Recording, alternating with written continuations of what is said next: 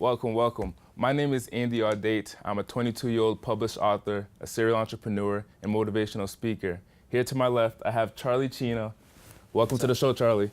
Thanks for having me. To my right, I have Greg, the Big Dreamer Walker. Thank you, sir. So we're here to talk about a little bit about ourselves, what we do, what we're going to be doing, and a little bit about the Southern California Sales Growth Conference. A few months ago, I had an idea of helping people to go to the next level in their sales. I contacted Charlie, I contacted Greg, and a few other people, and we collaborated to put on an event to help people go to that next level. So first, we're gonna start off with Charlie. I wanna find out a little bit more about what Charlie does, his past, and what he's gonna bring on at the event. Charlie, what's your background? And when we talk about sales, what's your background in sales? I've pretty much been in sales my entire life.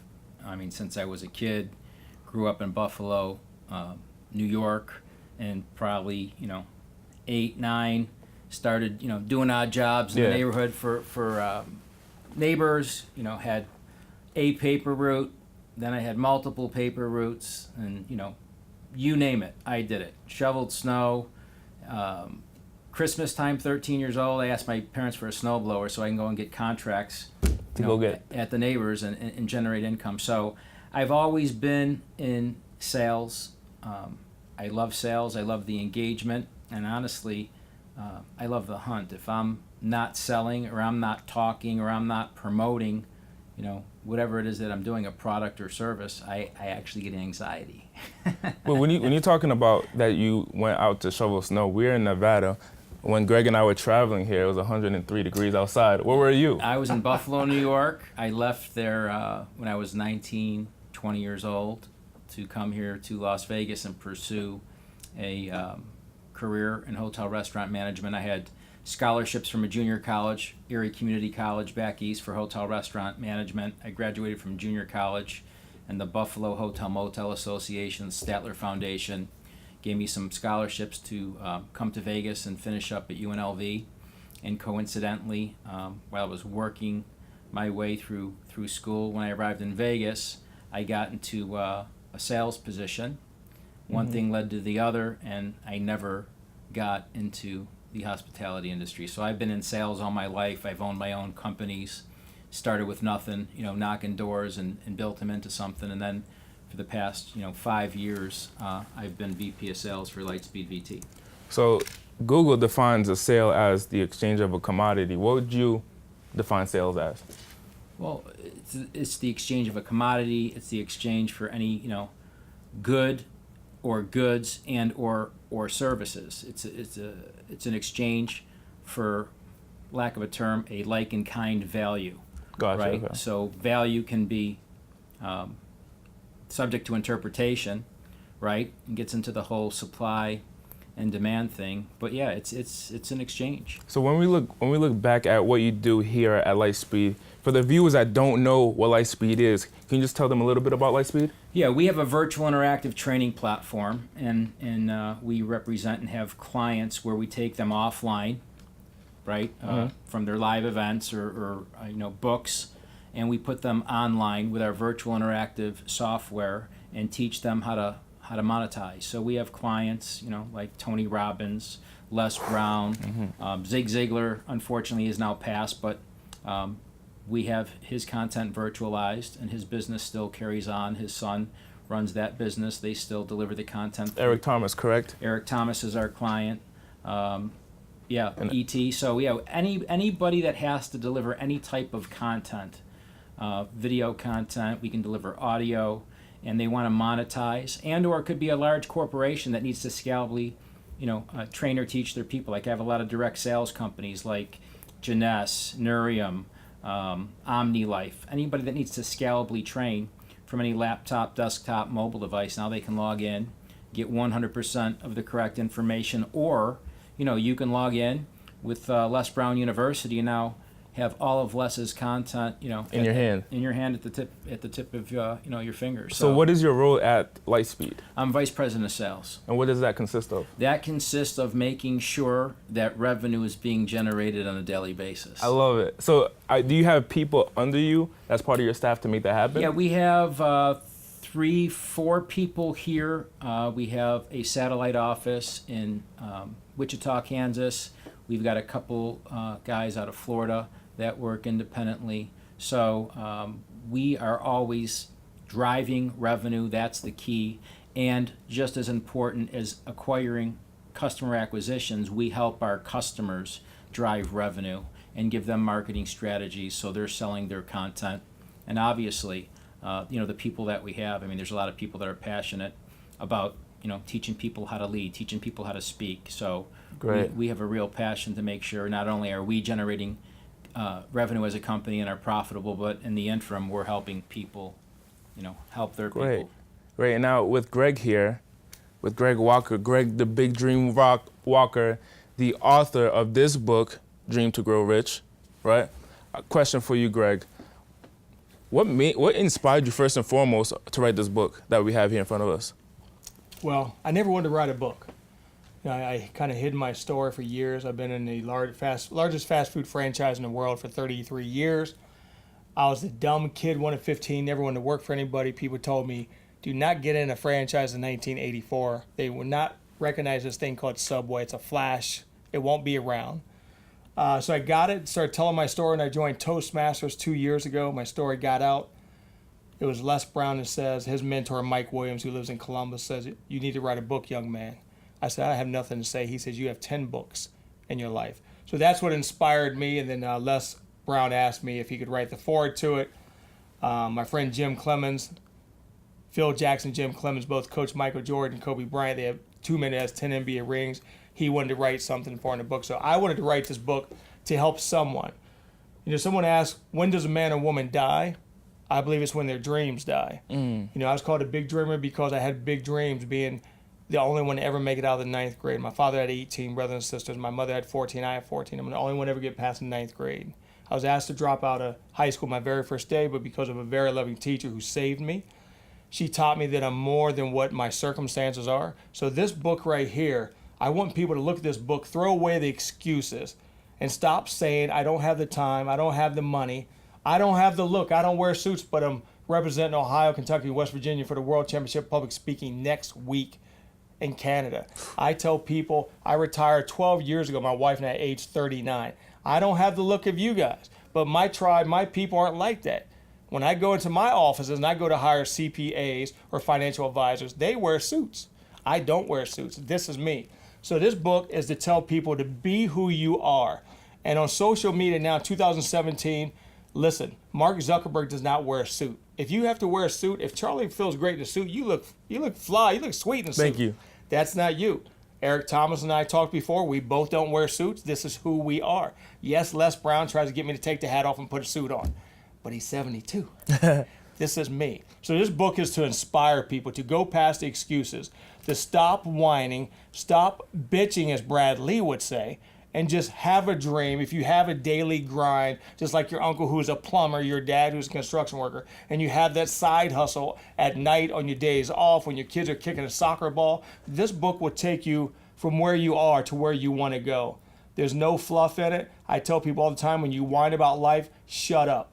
Because as Brad once told me, if we get a table and we put our problems in, you will probably pull your problem out because someone in the world has a worse life than you. So that's why I wrote this book, to help people understand that everything is possible. Listen, Andy, I didn't ask my wife at 30 years to marry me. I was too shy. Now I speak all over the place. I speak with Les. I speak in Zambia, Africa. I'm going to Israel. I'm speaking here tomorrow in California. I just spoke in California 2 months ago. I'm doing 20 book signings. 20 book signings. I did my first one in Rancho. You changed your world. You changed your world around. Yes. Before going into business, because I know your story. Yes. Before going into business, what was life like just prior to going into business? Prior to that, it's the only life I knew, sucking with parents who were alcoholic and drug addicts, with my brothers being in prison, sisters being prostitutes. I'm the first one out of my family to ever make it past 9th grade, only one, and the first one to graduate high school. The only millionaires my family, my generation has ever met was me. That's it. And I was called a big dreamer. Who are you to think that you're going to open up one restaurant? Did I hear 55? Did I hear 210? You're a big dreamer. Well, be who you are. If you be your authentic you, people will love you. You will find the people in your tribe, the people that you attract. I don't attract the same people that someone who wears a $1,200 Armani suit. I attract people who like this look right here. And if I'm going to lose in life, I'm going to lose at being me, not someone else. Were you always a millionaire? I became a millionaire. My wife and I aged 28. So you weren't always a millionaire? Oh, no. You're talking about, listen, my bedroom is bigger than the house I grew up with, 14 siblings. So I used to pick worms. My book talks about I used to pick worms to help feed my family because we had to pick worms to give money to my father. I can't even look at gummy worms now. I hate it. But that's where I fell in love with the entrepreneurship, because I would see my drug addict brothers and sisters picking 2 cans, 3 cans, getting high, getting drunk, taking them. I thought, what if I picked 20 cans and only give my father 2 cans?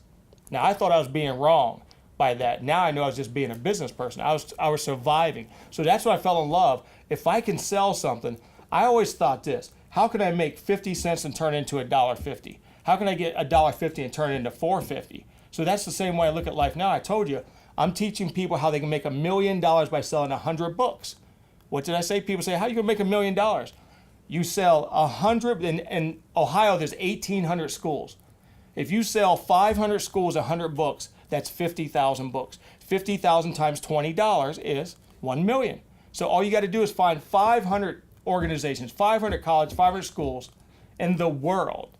That's nothing when you think about 100 books times 500. Right. So people say it's impossible. The word impossible itself implies that I'm possible, that you are possible, that everything is possible. The only thing that stops you from selling 50,000 books is this. The only thing that stops you from being a success is this. You have to get away from the excuses. You have to say what I always say: get off the titty. You're not a baby. And go live your freaking life. Come on! Well, I love it. That's powerful. Charlie, so when we talk about sales and we're talking about growing sales, what makes the weak salesperson versus a strong salesperson? So a top producer versus a weak link. What's the difference? Well, in a very basic level, it's exposure, right? The more, and people are going to say this is basic, but it's not. The more people you expose yourself to, right, the greater percentage of a close that you have. So you could be a terrible salesperson, terrible. If you talk to 100 people and offer your product, someone's going to need your product. It's just a matter of time, right? If you don't have a pen, right, and you're selling pens, someone's going to need a pen. You're knocking on a door, someone's looking for a pen, bam, you got a sale, right? Now, the more you're making your presentation, the better you're getting, right? The more confidence you're building, the better your word tracks become, the more objections you know that you're going to receive, so you can anticipate that objection and be ready to take them not just through the sales process, but to a close.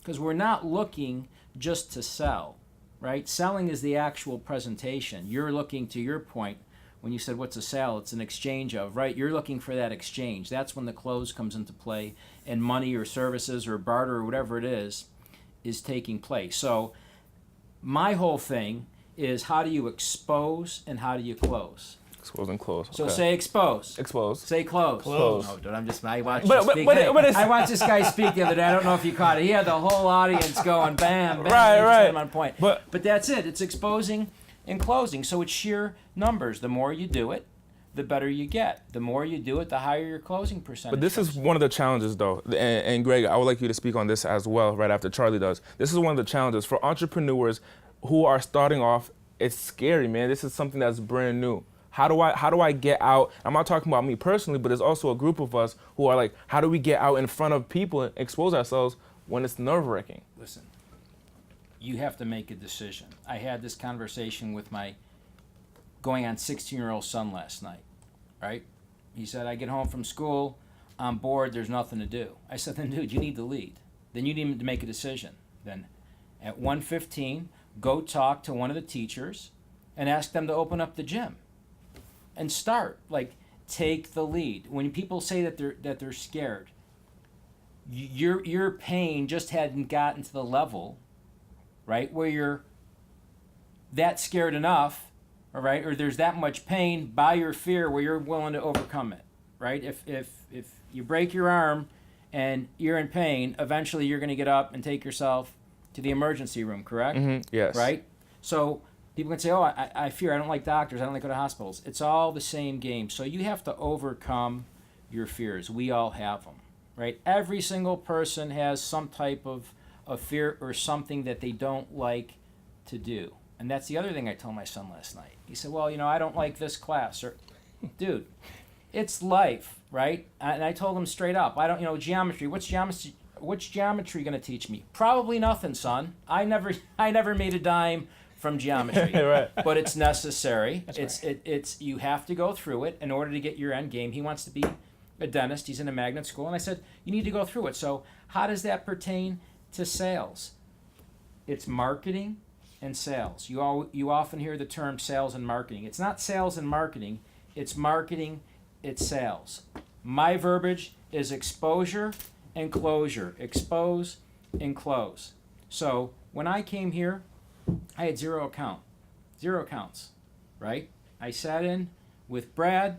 I listened to him make a couple presentations and demos. I'm like, all right, man, I got it. I knew I wasn't going to have the word tracks down perfect, but I knew I had to pick up that phone. I knew I had to get on LinkedIn. I knew how to get on Facebook. Let's get out there. Right? Get out there and hustle. So how do you expose yourself? This. Get out there. Right? The biggest thing that you can do, I'm going to give you all the biggest secret, at least for me, in life. What's the first thing we're given when we're born?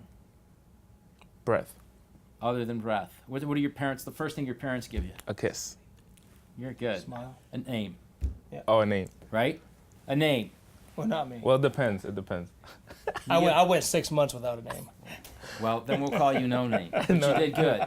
But name. my point is, it's exposure. So if you're out there and you're running into somebody, right? My name's Charlie. Hi, what's your name? My name's Charlie.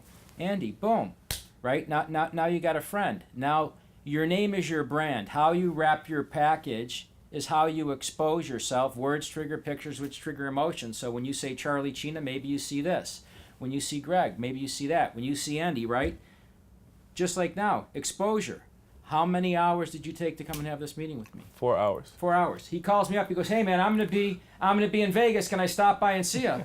I'm like, "Sure, man. Come on down." Right? He said, "I'll be there at 12:30." Well, he calls me. I'm running late. He shows up at 4 o'clock. He tells me that he just got here. I've got a 1 hour meeting with the guy, and he's driving back. Well, you're here to expose yourself. Right, dude. right. You're selling right now. So anyway, I can go on and on, but it's alive. I want to keep it very simplistic. You have to go out. You have to go out. Hi, what's your name? You have to get on Facebook, instant message somebody. You have to pick up the phone. Get in front of them. Yeah, so I can tell you a million stories of, and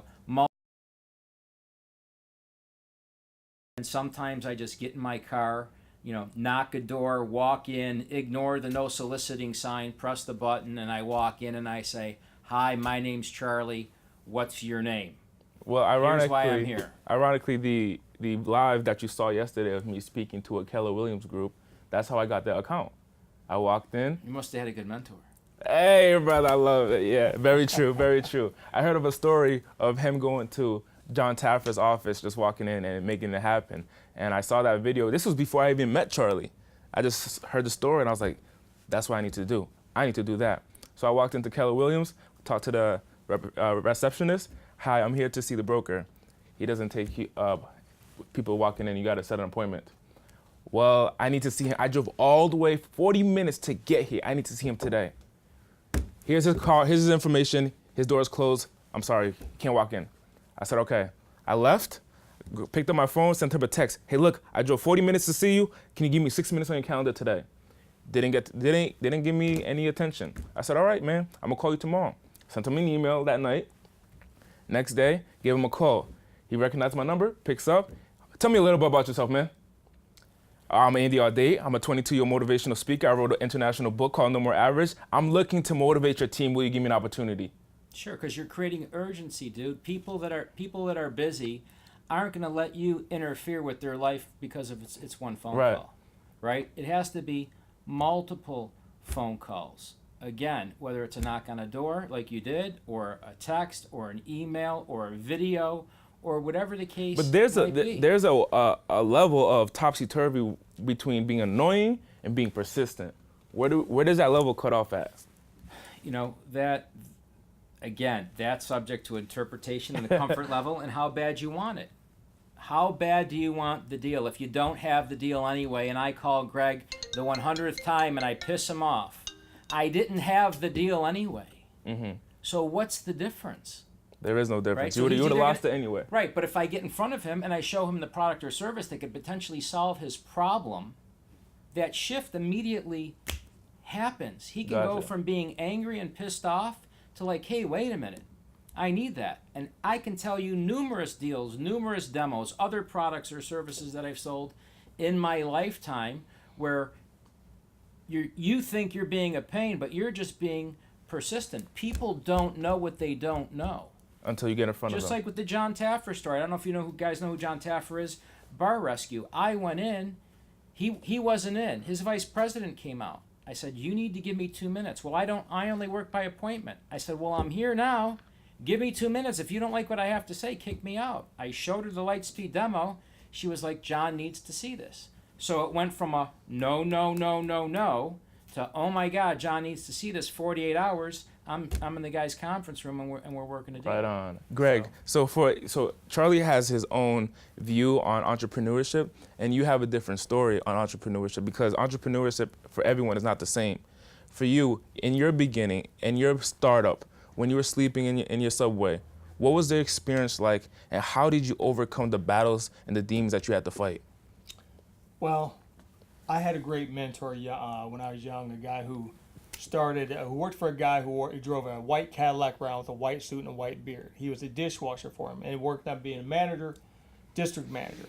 He had an 8-year-old daughter, had red hair, who could not say Melinda Lou. He wanted to have his own hamburger chain. He hated milkshakes. So his 8-year-old daughter could not say Melinda Lou. She would say Wenda.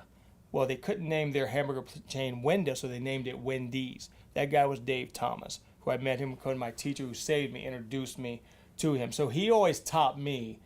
He said that he was not an entrepreneur because he believed in systems. That's why I like franchises, because they have systems. I believe it's hard to fail when you follow any system. So my demons I got it with, because Dave Thomas, my teacher, always taught me. I graduated 454th out of 455, but I learned from Dave Thomas, who dropped out of 10th grade, who was an orphan. He said that he did not like the word talent, because there's a lot of people that are more talented than him. There's a lot of more people who, 454, right? A lot of people graduate top of me, above me, but they're not doing even a quarter of what I'm doing in my life because they rely on their GPA. So Dave Thomas always taught me that if you work hard enough, it's pretty hard to fail in life. So that's why when my other mentor in Subway first started me, he said, young man, if you can work for yourself as you do for me and my wife, you will surpass us. I thought it was crazy at the time. He said, because hard work is what made this country. Hard work is what made the 80, 90-year-old billionaires. Not really their GPA, but their hard daily work, their daily habits. So that's what I tell myself every day. If I just have the daily habits that I know I have to do, that I get up, if I have a big enough dream, if I have a big enough grind, a big enough hustle to work 90, 108 hours a week, I know I'll be successful at everything I do. That's it. If you just work, when people tell me they failed, I really tell them you haven't worked hard enough. You haven't tried hard enough. When someone tells me I put in, big dreamer, I put in 55 hours. My wife say my husband put 55 hours in 2 days. You ain't working hard enough. You're not. Everyone uses the word hustle so much. They use the entrepreneur so much. Most people will never be an entrepreneur because they don't have the backbone. They won't sleep. I was speaking to Ashland University, and I asked the kids, who wants to have $10 million? They raise their hand. Who wants to sleep in this room for 7 days a week? 7 days a week, 4 weeks a month for 4 years, only leaving an hour to go home and shower. Not one of them raised their hand. I said, you don't deserve $10 million. You don't. Hard work will beat GPA, talent. Hard work will beat. That's why most of the billionaires either didn't go to college or they graduated at the bottom. Look, Steve Jobs, 2 weeks at Reed University. He did all right? He did okay. Mark Zuckerberg dropped out of Harvard.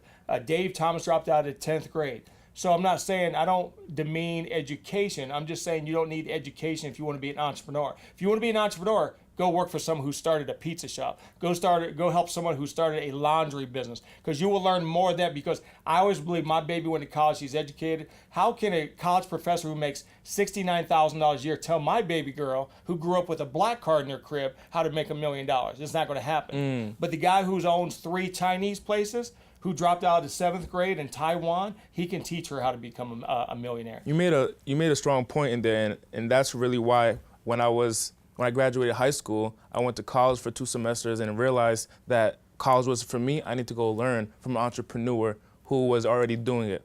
So I started off working at Metro PCS. I got the opportunity to work right next to the CEO, and the CEO taught me the ropes on running a cell phone store, payroll, having employees, the whole 9 yards. A few years later, I opened up my own location. Went from one location and scaled up. But I stopped at 4 before I moved to California. Now you're at over 200 locations. I know with my employees, it was a little difficult running around all my locations, keeping a hold of things. You were able to scale up to a point where you're in Vegas and you don't have to worry about your stores. You know that they are handled. What is the process from 5, not scaling, but what is the process from going to 5 to 200 look like? It's the same thing. It's management. It's systems. You start with one location, whether it's a laundromat, whether it's a Wendy's, a Subway, whatever it is. You take that. You know your sales are going to go down at least 10% when you go to multiple stores because you can't be in there and control everything. So then I tell people, I believe in the restaurant business, at least for me, you get 5 stores, you get a general manager. That store looks over those 5 stores. You get 10 stores, every 5 stores you own, you get someone. Then you get a director of operations. Then you get a president. They look at after everything. So I never wanted to be stuck in, I wanted to own a business, not the business own me. Now, if you're 80-year-old Joe in New York or Brooklyn and you own your pizza shop and you want to be there, that's fine. But most people, their business owns them. I wanted to own the business. I wanted the freedom. My wife and I never wanted to make $1 million. We wanted to be able to donate $1 million. Wow. Now it's backwards. Everyone on social media says, if I'm not a billionaire by age 30, then I'm a failure, right? I know a hell of a lot of smart people, and they're not even worth 100 million. They're not even worth 50 million. But you say at 16, if you're not a billionaire by 30, you're a failure. You might as well stamp your head as failure because it's not going to happen. No, you're exactly right. But most people, they throw the word entrepreneur around, hustle, grind, but they don't know what it's like. Very few people. That's why statistically, most people will never become a millionaire. They won't. Why is that? Because they want to be the lion, but they don't want to go out and kill like the lion does. They want to have what I have or what Brad Lee has, but they don't want to do what we had to do to get what we have. They just want it. They want UPS to drive a white truck up and give a package and say, there you go, there's your dreams. It ain't going to happen.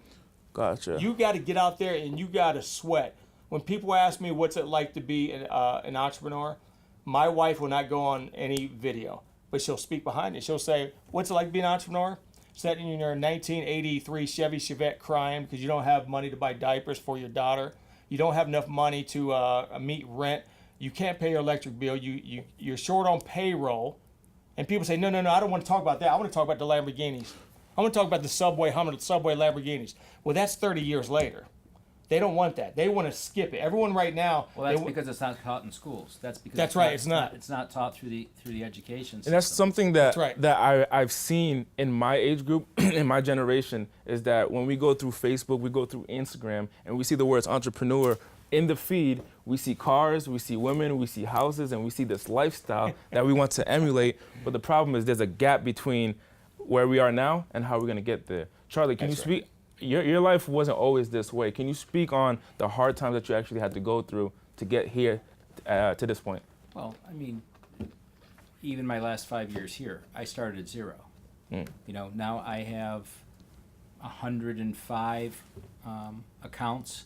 I have some of the top speakers and trainers in the world as clients. Not only, I serve them with our software and our services and our camera people that help them in the studio, but, I've had one-on-ones with them that some of them charge, 10, 20, 30 grand, right, to sit and coach people. So it's been an incredible experience as far as my past 5 years, but I started with 0. What does that look like emotionally, going through that 5 years, starting at 0, now you have 105? What does it look like? How did it feel? How does it feel? What does it look like from the third person perspective? There's no secret sauce. I walked in today and I didn't write a deal today, right? I got out a couple proposals today, but I didn't write a deal. Well, I'm not happy about that, right? I didn't generate revenue. So and I'm financially secure. When you don't have it, you compound it. It's a very, dark, lonely, fearful position to be in, because that doubt creeps into your mind and you say, am I doing the right thing? I had this conversation with another buddy of mine that's a waiter here in town. He makes a good living. He's going to have a kid. He's like, I can't be doing this. I've been like, dude, what's stopping you? He speaks 2 languages. Do you speak 2 languages? I don't, right? I said, you speak Italian and you speak English. You're charismatic. You're selling every single day that you walk up to a table, right? I said, you need to step out. What's holding you back? It's fear. I said, well, aren't you afraid that the money that you're making, you're not going to be able to support your kid? Ironically, Greg and I were talking about that in the vehicle, about someone saying entrepreneurship. I'm nervous about becoming an entrepreneur because I'm nervous that I'm not going to make the money. Yeah, and that term, I think too, is entrepreneur.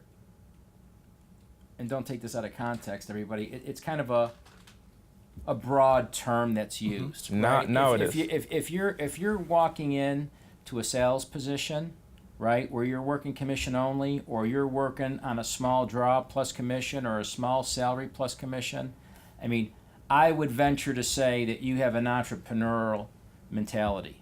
And whether you are going to start your own business, which I've had many small businesses in my life. I started, a concrete distributorship here in town. Just had a wife. A guy that I was working with said, you're out, you're done. Had a company car. I had no company car. I was down to my last 15 grand, and I just put it into a house. And this wasn't that long ago. This was like 16, 17 years ago. I was starting over with a brand new wife and a brand new kid. But I knew how to sell, right? So I took a product. I started knocking doors. One thing leads to another. I'm doing all these high-rise condos, supplying this floor leveling product to high-rise condos here in Vegas. Now I'm the first guy in. People are going, hey, I need shades, I need marble. I can help you with that. So when you're involved in the sales process, there's always auxiliary streams of revenue in most instances that you can pull in to the equation. In my case, I started out selling interior concrete and sound control flooring by knocking doors, right? That led to me going into a customer and saying, hey, I need shades. I'll get those for you. Now I'm in the shade business. I need flooring laid. I'd go find the flooring guy and say, hey, what if I can bring you, 5 jobs a month you never had? What do you think that flooring guy says? What I've noticed in your story is that your ability to sell, you were able to transition out, even though someone kicked you to the curb. You took that ability, that skill, and you took it somewhere else to get yourself back up out of the water. I went into this guy's apartment. He bought a shell condo. It was just a concrete floor. I went in, leveled out the floor, put sound control flooring in there, so when you lay the flooring and you walk, you can't hear the noise in the apartment below. Every owner had to do that. I came into his building a week later, into his unit, and he had samples of shades. Shade samples. Mm-hmm. He said, you're going to go in the shade business. I said, dude, I don't know about shades. He goes, you know how to sell, man. He goes, you're the first guy in there. Don't you think every person in those high-rise condos is going to need shades? I said, yeah, you're probably right. Shades, entertainment centers, furniture. I was whole 9 yards. Whole 9 yards, but you have to get out and expose. I was exposed, right, to a $300, $400, $500, $600 million construction project, right, where I was the first guy in. Somebody saw something in me and another opportunity opened. I started at LightSpeed because the general contractor, when Brad was building out this office, called my office on a Friday night at 4 o'clock and said, I forgot to spec in all the commercial shades in this job. I said, dude, I can't get there till Monday. I can't even order them. If I came now, I can't even measure and get the order into the factory. Convinced me to come to the office. I show up, I measure, I order the shades, I come back a couple weeks later after my guy installs them. Bradley gets off the elevator. I've known Brad since the early 90s, right? I'm out, I'm exposed. Brad says, look at the technology. Unloaded my businesses over the past 5 years, and here I sit. So you have to expose yourself. Sell. find a product or service to distribute. There's no limit to the income that you can make. If people screw you in the sales game, if they don't pay you what they promise you and you're good and you've practiced your craft, you have a built-in insurance policy. Because I can go anywhere and sell any type of product or any type of service and generate revenue, because at the end of the day, we're all in the customer acquisition business, no matter what we're doing. Powerful. We need to acquire customers. And we're all salespeople. I didn't used to think I was a salesperson, but think about it. We had to ask that girl out, right? We had to sell ourselves. So I never thought I was a salesperson until probably a year ago. And my buddy Ken Walls would say, Greg, you sold a hell of a lot of tacos. You sold franchises. You are, but I thought of a salesperson as someone who's selling furniture or selling homes. I didn't think me as selling franchises or food, but we're all salespeople. We sell ourselves. And Andy, we talk about this all the time. I just saw a guy come back from Hong Kong when I got off the plane, right? I forgot my book. He saw my book there, and I said, he said, oh, is this your book? I said, great, take it. I said, no, you can have one. I'll give you one. Found out he's from Tokyo. So now we started talking. He said, hey, let me give you my card. So now we have that connection. Like Charlie says, and Dave Thomas always taught me, every situation is a sales situation. No question. Everyone. So you can be the prettiest supermodel in the world, but if you're back in that corner, no one's going to notice you. You got to get out in the world. Exactly what he's saying when he says expose and close. That's right. So, but regardless of getting exposure and closing, what you need in between is training, and that's why we want you to come to the Sales Growth Conference taking place at the Los Angeles Marriott Hotel. I'm a 22-year-old published author. Where I come from the ghettos of Pawtucket, Rhode Island. It's not so nice there. I moved to Los Angeles and I did two things. I wanted to focus on two things: networking and educating myself, learning how I can go to that next level in my business and in my life, and then get myself around these top individuals like these. Within the last year, I met these individuals: Omar Perry, Eric Stoller, Les Brown. These individuals are now my friends. And within the last year, I was able to do so, take my life to another level because I was in the right place at the right time. So I invite you and your friends to come to the Sales Growth Conference, taking place once again at the LAX Marriott Hotel, September 29th from 8 a.m. to 5 p.m. You want to be there. You do not want to miss this event. For more information, go to salesgrowthcon.com.